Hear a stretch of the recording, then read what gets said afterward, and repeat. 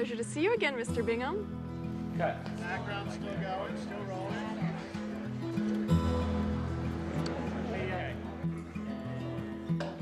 Jason had written Thank You for Smoking, and he had directed Juno, and I could tell that there were all these sort of creative juices waiting to get out.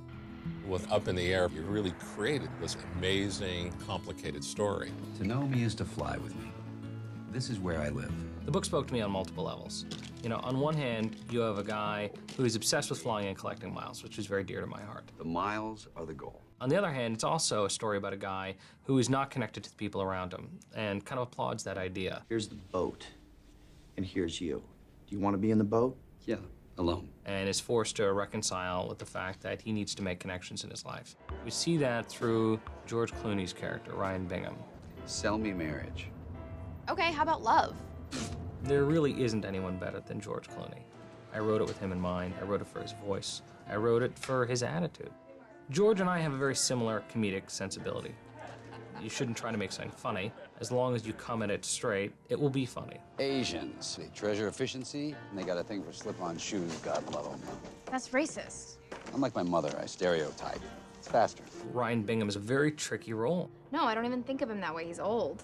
And George came at it perfectly. Call me when you get lonely. I'm lonely. The most memorable thing about a Jason Reitman film is the characters. The heroines are going to be quicker, savvier, more eccentric. I'm supposed to be driving a Grand Cherokee by now. Yeah, life can underwhelm you that way.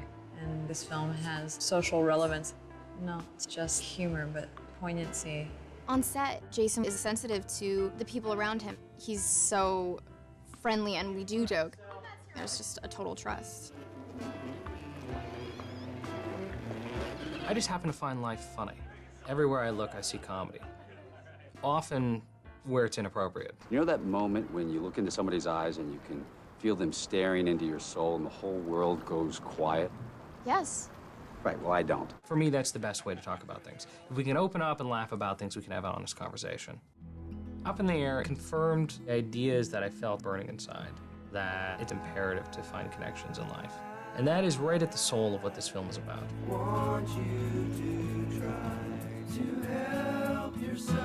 Up in the Air. In theaters everywhere Friday, December 25th.